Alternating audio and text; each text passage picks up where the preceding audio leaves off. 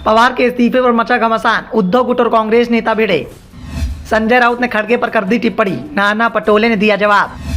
राउत के बयान से कांग्रेस नाराज, सीधे उद्धव ठाकरे पर साध लिया निशाना।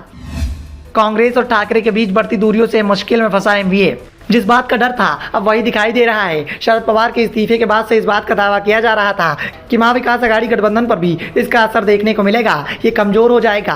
और दावे तो यहाँ तक कि किए जा रहे थे कि एमवीए समाप्त हो जाएगा, इसका अस्तित्व पूरी तरह से खत्म हो जाएगा। 3 पार्टियों के नेताओं ने शुरुआत से इस बात का दावा किया था कि एमवीए का गठन 3 बड़ी पार्टियों के एक साथ आने के चलते हुआ है। ऐसे में कोई भी पार्टी यदि एमवीए से अलग हो जाती है तो एमवीए पूरी तरह से समाप्त हो जाएगा। पहले तो शिवसेना में बगावत हुई थी, शिवसेना के ज्यादातर विधायक एमवीए का साथ छोड़कर चले गए थे, लेकिन उद्धव ठाकरे एमवीए के साथ ही बने रहे, जिस कारण से एमवीए बना रहा।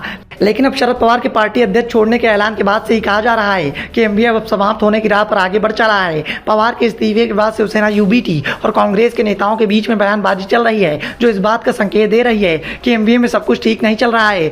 दरअसल उद्धव ठाकरे के करीबी राज्यसभा सांसद संजय राउत ने एनसीपी के भावी राष्ट्रीय अध्यक्ष और उसकी भूमिका पर टिप्पणी कर दी है, और इस टिप्पणी में उन्होंने मल्लिकार्जुन खड़गे और राहुल गांधी का नाम भी ले लिया है, जिसके बाद से कांग्रेस नाराज दिखाई दे रही है। राउत ने कहा था कि जिस तरह से कांग्रेस में खड़गे अध्यक्ष हैं और राहुल गांधी सारे फैसले करते हैं, उसी तरह से शरद पवार के बाद एनसीपी में भी होगा।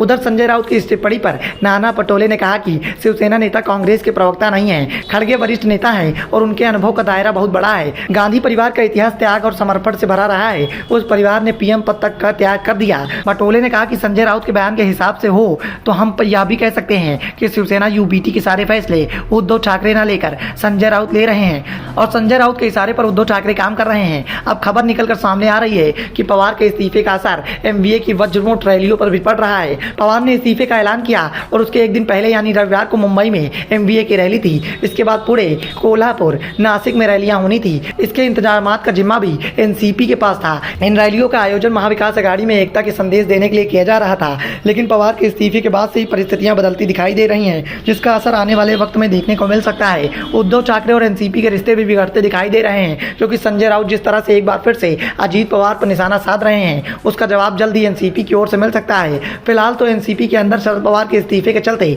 सबसे ज्यादा हलचल दिखाई दे रही है, इसीलिए राउत के बयान पर अभी एनसीपी की ओर से कोई जवाब नहीं आया है। लेकिन अजीत पवार के तेवरों को देखते हुए लग रहा है कि वो जल्द ही संजय राउत को इस बात का जवाब देंगे। ऐसे में साफ साफ दिखाई दे रहा है कि आने वाला समय एमवीए के लिए मुश्किलों भरा हो सकता है, और इसे लेकर सभी दलों की ओर से अपने अपने स्तर से तैयारियां शुरू कर दी गई हैं। लेकिन इन सबके बीच में सबसे ज्यादा मुश्किल उद्धव ठाकरे गुट के सामने खड़ी होती दिखाई दे रही है, क्योंकि शिवसेना शहरी आधार जरूर उसके साथ मजबूती से है, लेकिन ग्रामीण क्षेत्र में उसे एनसीपी और कांग्रेस की जरूरत है। बिना एनसीपी और कांग्रेस के उद्धव गुट मजबूती से बीजेपी के सामने नहीं टिक सकता है। ऐसे में जो नेता अभी उद्धव ठाकरे के साथ रह गए हैं, वो भी धीरे धीरे उनका साथ छोड़ सकते हैं। फिलहाल तो सभी की नजरें एनसीपी पर टिकी हुई हैं कि किसे एनसीपी की कमान मिलती है और उसके बाद एमवीए से कैसे रिश्ते रहते हैं। Bureau report, the Dhakad news.